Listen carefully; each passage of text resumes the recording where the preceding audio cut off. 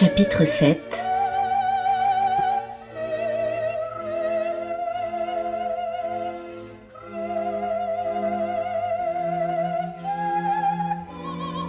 Les îles Cornog.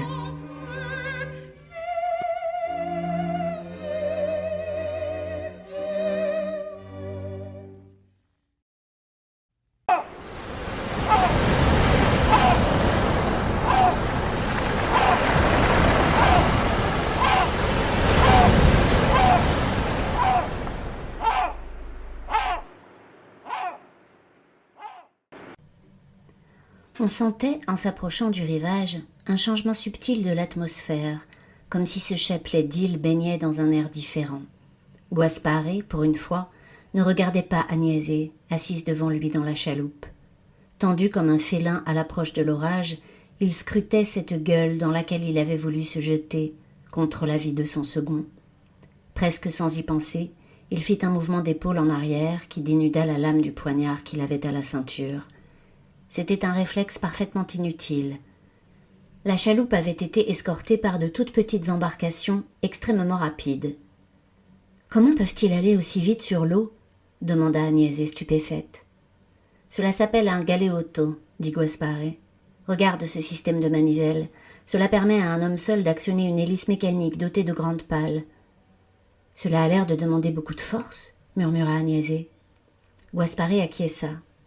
Les hommes qu'il avait entrevus jusqu'à présent paraissaient accorder une importance toute particulière au volume de leurs muscles. Si ces galeotti prenaient leur chaloupe en chasse, il était évident qu'ils seraient rattrapés en un rien de temps. Des mousquets luisants, disposés dans des poches spéciales de leurs vestes frustes, réfléchissaient régulièrement des éclairs de lumière aveuglants. Dans la laideur consternante de leurs vêtements, de leurs bâtiments et même de leurs embarcations, les armes à feu faisaient figure d'exception. Amoureusement polies, gravées de belles arabesques, ces œuvres d'art et de mort attiraient le regard de Guaspare. Les galeotti autour d'eux faisaient, par rodomontade, des figures presque acrobatiques, tout en restant à leur hauteur. Agnese, en alerte, se tenait parfaitement immobile, et Guaspare était heureux, pour cette unique fois, d'avoir à ses côtés la prêtresse de la mer que les Cornogans observaient avec une certaine défiance. En revanche, Agnese d'une part et les 3 marins armés de poignards d'autre part suscitaient des commentaires moqueurs ou concupiscents. La manœuvre pour amarrer la chaloupe fut lente. Des badauds s'attroupèrent de plus en plus nombreux pour les regarder débarquer. « Il n'y a donc pas de femmes sur ces îles » murmura Agnese. « Je vous l'ai dit, Agnese, ce sont des pillards » répondit la prêtresse de la mer avec un profond mépris. « Et des violeurs » ajouta Agnese à mi-voix. Guaspare ne put s'empêcher de repenser aux paroles prophétiques d'Alamanno Bellini. « Pardonnez-moi, capitaine, mais il ne s'agit pas de rumeurs infondées. Les habitants de Cornog sont connus pour des actes de piraterie occasionnels et ils ne portent certes aucun intérêt à l'art. » Comme il s'apprêtait à mettre pied à terre, il aperçut 4 galeotti qui se dirigeaient dans de grandes gerbes d'eau vers la Liberta. Il n'eut pas le temps d'y songer plus avant, car un personnage sinistre, un homme entre 2 âges, massif, avec un œil au beurre noir, lui adressa la parole avec un fort accent. « Je n'aurais jamais cru qu'un Marsilien serait assez fou pour s'aventurer ici. Vous êtes des curiosités. » La menace et la moquerie, étroitement associées, se faisaient théâtrales, et les badauds se taisaient comme les spectateurs d'une comédie. Guaspare sauta prestement sur le quai. « Nous sommes prêts à payer un bon prix pour le ravitaillement, et j'ai avec moi une demoiselle qui est originaire de votre peuple. » Il tendit la main à Agnese, puis à Marla, tandis que les marins qui l'accompagnaient sautaient pour amarrer la chaloupe. Les 2 femmes gardaient les yeux baissés. « Halte ! Qui vous a dit d'accoster ?»« Si vous voulez faire du commerce, il faut bien que j'accoste. Et si vous voulez me tuer, ce sera plus facile aussi, » dit Guaspare d'un ton bravache. La répartie fit rire l'assemblée. Marla releva la tête et s'interposa de manière un peu brutale entre Guaspare et le Cornogan. Elle darda ses yeux perçants sur ce dernier et lui murmura quelque chose que Guaspare n'entendit pas. Puis elle se tourna vers les autres, et Guaspare eût juré qu'elle grandissait de quelques pouces. La mer sait se montrer généreuse envers ceux qui la respectent, et mettre au pas ceux qui la profanent, articula-t-elle. Remballe tes boniments, femme, cria un jeune garçon sur la droite de la prêtresse, et que notre jolie compatriote vienne me montrer si elle est bien de chez nous. Des rires fusèrent, mais pas longtemps. Marla regarda le jeune garçon droit dans les yeux et lui dit d'une étrange voix « Sens-tu tes jambes qui se mettent à flageoler et qui ne te portent plus? La mer te rappelle à la terre pour ta leçon d'humilité. » D'un air incrédule et paniqué, le jeune garçon se mit à vaciller sur ses jambes et tomba soudain à genoux. Marla entendit le cliquetis des mousquets qu'on armait, mais, dans le silence, elle recula d'un pas derrière Guasparé, tête baissée. « Nous avons besoin de 20 tonneaux d'eau et de 10 tonneaux d'eau de vie, lança-t-il. Si vous acceptez l'or marsilien, bien sûr. » Le cornogan à l'œil au beurre noir sembla se remettre de sa stupeur.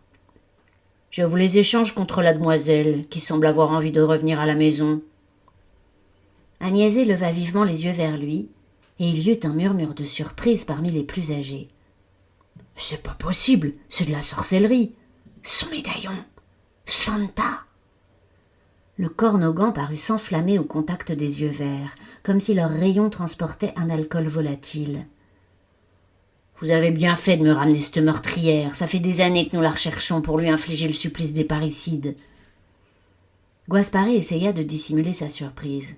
« Je ne suis pas Santa, » dit Agnès d'une voix forte. « Je suis sa fille, mais j'ignore tout de son histoire. Je désire savoir s'il me reste de la famille ici, ou un lieu que je pourrais visiter. » Il y eut des rires sombres, lugubres. « Tu lui ressembles tellement que j'ai du mal à croire que tu n'es pas elle. Mais t'as pas une ride, et Santa serait pas assez bête pour remettre les pieds ici. Ah, de la famille, mais elle a massacré tout le monde avant de se sauver. Sa mère et son père. Prendre la vie d'une femme passe encore, mais prendre la vie d'un homme, et prendre un bateau, c'est une dette de sang. Viens-tu pour la payer à sa place ?» Guasparé, dès cet instant, sut que les cornogans étaient devenus véritablement hostiles. Dans un laps de temps très court, il entendit le son d'une corne et vit qu'un certain nombre d'hommes grimpaient dans des galéotis. « Remontez dans la chaloupe » siffla-t-il entre ses dents. Les deux femmes s'exécutèrent, suivies des matelots dont les mains se promenaient nerveusement sur le manche de leurs dagues. « Je serais heureux de payer le prix fort pour mon ravitaillement si la dette peut être épongée par de l'or, » dit-il calmement. « Un tonneau de sang par tonneau d'eau de vie, » lança le cornogan avant de cracher par terre. « Et puisque t'as de l'or, tu nous le donneras, en plus du sang. » Guasparé sauta dans la chaloupe, un peu surpris qu'on ne l'en empêcha pas, mais il comprit bien vite qu'une douzaine de galéotis, en plus des 4 qui se trouvaient auprès de la Liberta, avaient l'intention de les aborder. À l'arrière de la Liberta, Alamanno Bellini ne quittait pas sa longue vue, en proie à l'une des plus vives colères qu'il eût jamais ressenties. Le capitaine eût mérité qu'il appareillât sans eux. Il avait eu bien tort de voir en lui depuis le début autre chose que ce qu'il était au fond, par le sang, par l'éducation, un aristocrate sans discipline, un prince qui avait pris la mer par caprice comme il aurait joué à un jeu. Comment avait-il pu prendre un Albarreño au sérieux? Son père, riche négociant, l'avait pourtant mis en garde depuis son enfance. Tout ce qu'il fallait prendre des aristocrates, c'était leurs œuvres, répétait le vieux marchand, car ces hommes et ces femmes ne valaient pas les poils de leurs pinceaux. Alamanno avait été prévenu maintes fois, mais dans son arrogance, il n'avait pas écouté ces sages mises en garde.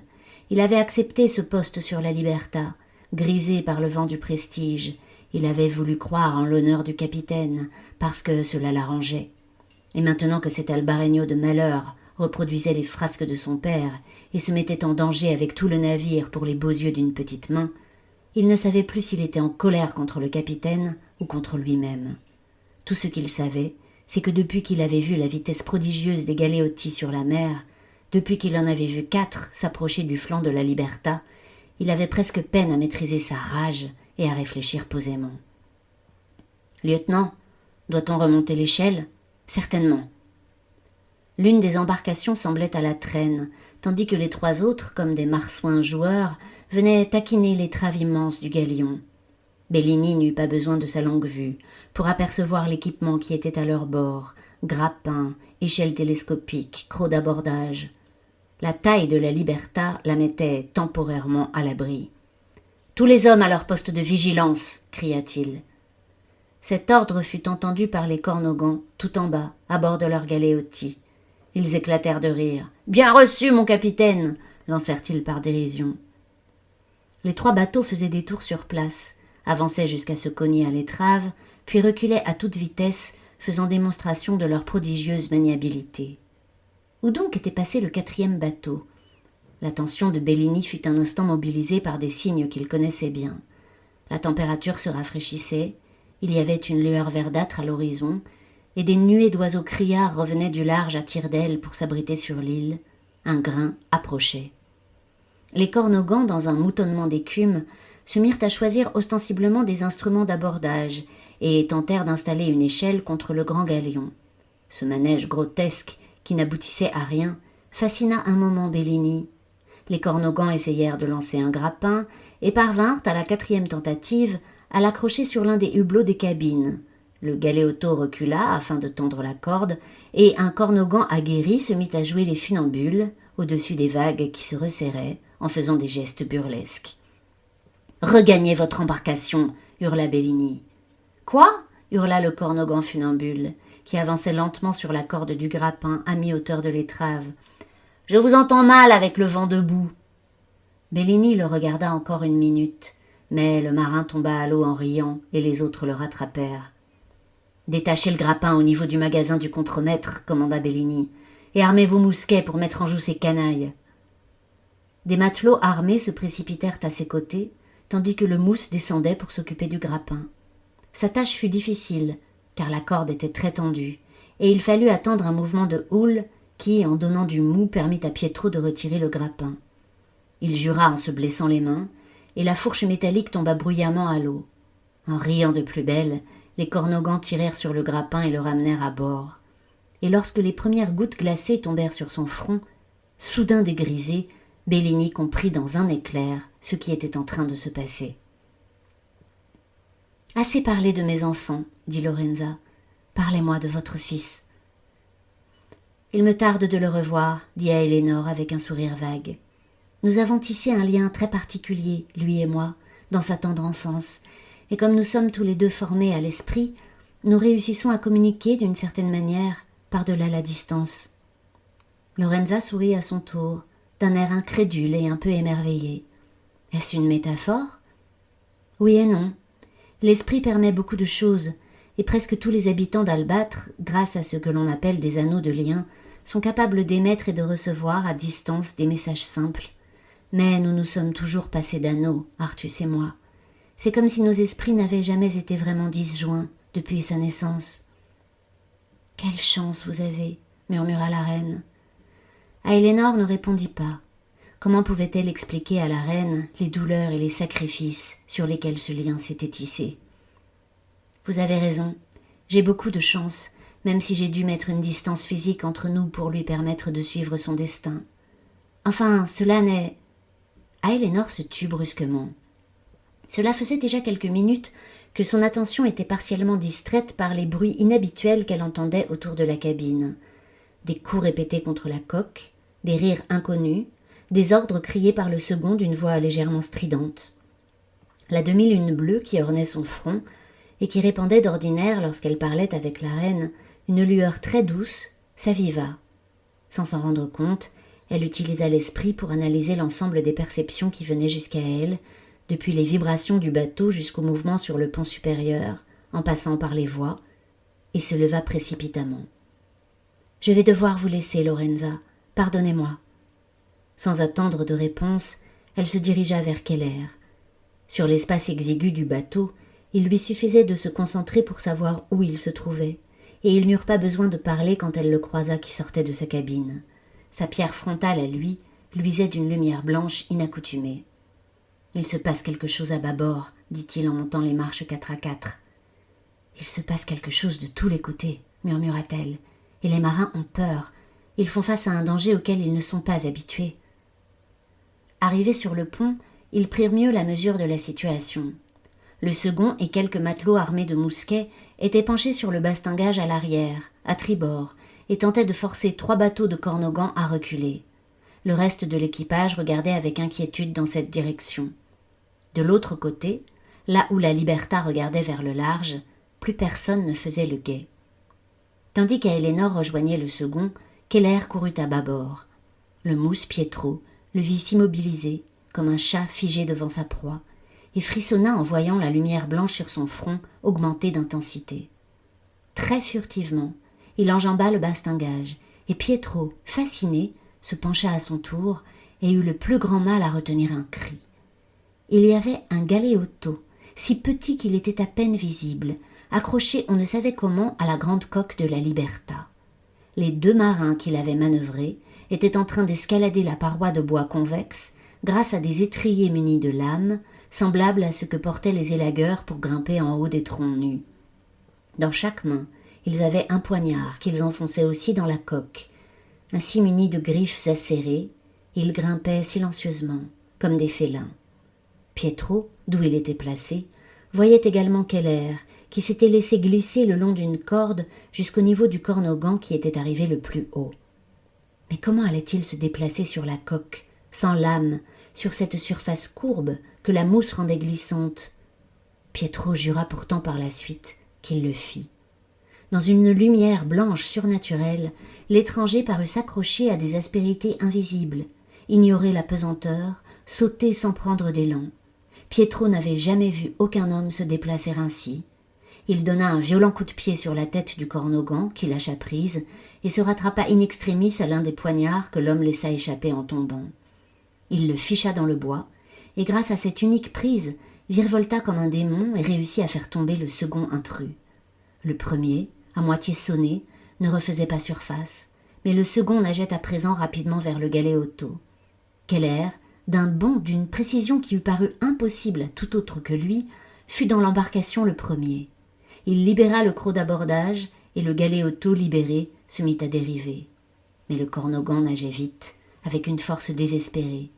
Keller prit le temps d'examiner le mécanisme compliqué qui actionnait les rames, et l'esprit lui fit comprendre, en quelques secondes, comment fonctionnait cette étrange hélice. Lorsqu'il fit tourner la bonne manivelle, tout en poussant un certain levier vers l'extérieur, l'embarcation s'élança vivement vers le large. En quelques mouvements désordonnés, il comprit comment diriger le bateau et contourna la Liberta par l'avant. Ce fut à ce moment qu'il sentit sur son visage les premières gouttes de pluie. « Que faites-vous ici? Je vous avais dit de rester à vos postes de vigilance. Qui est à bâbord ?» hurla le lieutenant Bellini avec une pointe d'affolement. « Ne vous inquiétez pas, Keller s'occupe de ce qui se passe là-bas, » dit Aélénor en s'approchant. Bellini lui adressa un regard d'incompréhension furieuse. « Entrez dans votre cabine, madame, ce n'est pas là la place d'une dame. » Il crut voir un demi-sourire se dessiner sur ses lèvres, tandis que sa pierre frontale concentrait son rayon sur lui. « Laissez-moi faire, » lui dit-elle d'une voix étrange, très grave. Il se sentit instantanément rassuré par cette présence, et se tut, tandis que l'étrangère prenait sa place, par-dessus le bastingage, à la verticale des embarcations cornoganes. Aélénor s'adressa d'abord aux marins armés de leurs mousquets, qui regardaient vers Bellini d'un air gauche. « Tirez dans l'eau, dit-elle, assez près de leur bateau. » Les marins, qui semblaient manipuler leurs mousquets pour la première fois, s'enhardirent, et les détonations sèches crépitèrent à travers la pluie qui commençait à s'intensifier. Les cornogans, qui pensaient avoir fait gagner suffisamment de temps à leurs comparses, manœuvrèrent pour s'écarter légèrement de la Liberta. Un rapide coup d'œil à travers les nappes d'eau qui tombaient apprit à Aélénor que la chaloupe du capitaine revenait vers la Liberta, flanquée d'une nuée de galéotis, et que Keller, à bord lui aussi d'un galéotto, était en train de se diriger au-devant d'elle. Les 3 embarcations qu'elle venait de chasser venaient se mettre en travers de son chemin. La chaloupe serait bientôt encerclée, et si personne ne faisait rien, Keller seul ne pourrait la sauver d'un abordage certain. Elle décida alors de faire tonner sa voix, et tous les marins, quasiment jusqu'au rivage, purent voir l'éclair bleu qui jaillit de son front et entendre sa voix d'orage d'une puissance surnaturelle. « Abandonnez la poursuite ou subissez ma foudre !» Aélénor chancela, épuisée par l'effort, et ne se retint de tomber que grâce au bras du lieutenant Bellini. Cette utilisation spectaculaire de l'esprit avait un coût, et il fallait espérer qu'elle aurait produit suffisamment d'effet, car elle se sentait incapable d'en faire davantage. Keller, plus proche des 3 embarcations, était à portée de voix, et il se mit à réciter des mots étranges, dans un marsilien imparfait, tandis que son front l'éclairait de blanc. Que ceux qui font obstacle aux sorcières réfléchissent à 2 fois à la souffrance à laquelle ils se condamnent, que le feu de leurs entrailles, que la terre en leur bouche, que leurs poumons suffoqués, que le poids infini de l'eau s'engouffrant en leurs orifices, les dissuade de tenter de porter la main sur leurs hôtes, car il n'y aura nul port franc, nul asile et nul enfer où l'esprit des sorcières ne les traquera. Le grain battait son plein, et des rafales glacées rendaient la navigation plus difficile. Les Cornogans qui avaient entendu Keller hésitèrent un moment. Ce fou avait-il tué leurs 2 compagnons? La chaloupe s'avançait vers eux, et debout à sa proue, la sorcière aux cheveux courts leur intimait l'ordre de faire place. La jeune fille, encore plus belle dans l'orage, ses vêtements mouillés collant à son corps sculptural, les poursuivait de son regard vert étincelant. Guasparé avait pris la barre et s'avançait au culot bravement, comptant sur la différence de taille entre la chaloupe et les galéotis pour déstabiliser ceux-ci s'il maintenait sa vitesse. La prêtresse de la mer leur ordonna une dernière fois de faire place. Il n'était que 3 dans cette zone, contre une chaloupe et un autre galéoto, que l'homme manœuvrait avec une adresse improbable. Les autres galéotis arriveraient bientôt, mais pas avant qu'ils ne fissent les frais de l'assaut. Par chance, par miracle, un éclair déchira le ciel, et la foudre retentit, enfonçant le coin dans la brèche que les manifestations surnaturelles avaient déjà ouverte dans leur esprit fruste. Des légendes enfantines parlaient, dans les îles Cornog, de sorcières commandant à la tempête. Il valait mieux éviter de s'y frotter. Les 3 bateaux s'écartèrent, et la chaloupe traversa leur rangée desserrée. « Lancez les échelles de corde !» cria Bellini. Keller abandonna le galéoto et grimpa le premier à bord. Les passagers de la chaloupe se hissèrent avec plus de difficulté. Les doigts glacés ne tenaient rien, et les cordages mouillés glissaient. Quand ils furent sains et saufs, Guasparé fixa la chaloupe sur le bossoir et resta à bord pour vérifier qu'elle était correctement hissée jusqu'à l'entrepont. À peine avait-il mis un pied sur le pont que le lieutenant Bellini sauta sur lui. « Capitaine, je sollicite un entretien immédiat. »« Occupez-vous plutôt de la manœuvre et quittons ce rivage au plus vite, » dit Guasparé calmement. « Retrouvez-moi dans ma cabine, dans 1 heure. » Le capitaine fit ensuite le tour de la Liberta, vérifia le moral de l'équipage, le félicita, écouta le récit décousu que chacun voulait lui faire des événements, alla témoigner sa gratitude à Éléonore et Keller, puis alla voir sa mère, dans l'espoir de trouver Agnese à son chevet.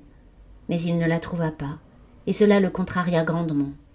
Il venait de faire 1000 concessions à son amour, de faire semblant de se préoccuper de choses qui ne l'intéressaient pas, quand la seule chose qu'il désira était de la retrouver, elle, dans l'intimité de sa cabine, de la déshabiller de ses vêtements mouillés, d'embrasser le bout de ses seins glacés, d'essuyer ses cheveux d'or trempés, de la réchauffer enfin, de se réchauffer en elle, seul port où il aspirait à se rendre, seule île qu'il désira visiter.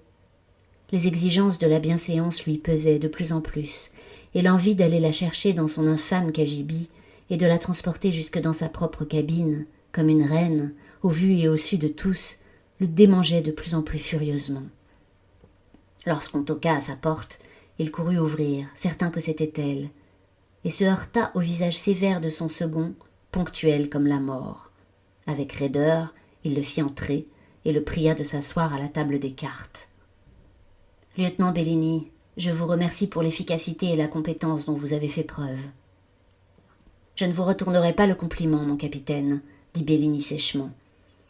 Guasparé le regarda avec un air amusé et patient. « Vous savez, capitaine, comment vous parvenez à être élégant malgré votre chemise mal boutonnée, à être insolent malgré le fait que vous ayez été pris en faute, à sourire avec ce détachement ironique alors que vous savez pertinemment que je suis en colère. Vous savez pourquoi vous parvenez à cela ?»« Dites-moi, lieutenant, » dit Guasparé d'une voix calme. « C'est parce que vous êtes Guasparé Albareno, prince de Marsilia. Votre élégance, votre insolence, votre ironie sont les accessoires d'un aristocrate. Et vous aurez beau connaître tous les termes du jargon de la marine, donner des ordres en usant de votre grade et attacher la chaloupe sur le bossoir de vos propres mains, vous ne serez jamais un marin, mon capitaine. » Guasparé acceptait la mercuriale avec grâce et savait qu'elle n'était pas finie. « Vous ne prenez rien au sérieux, continua Bellini, et la mer est une chose sérieuse. Risquer la vie de vos hommes, votre navire, l'intégrité de vos passagers est une chose sérieuse.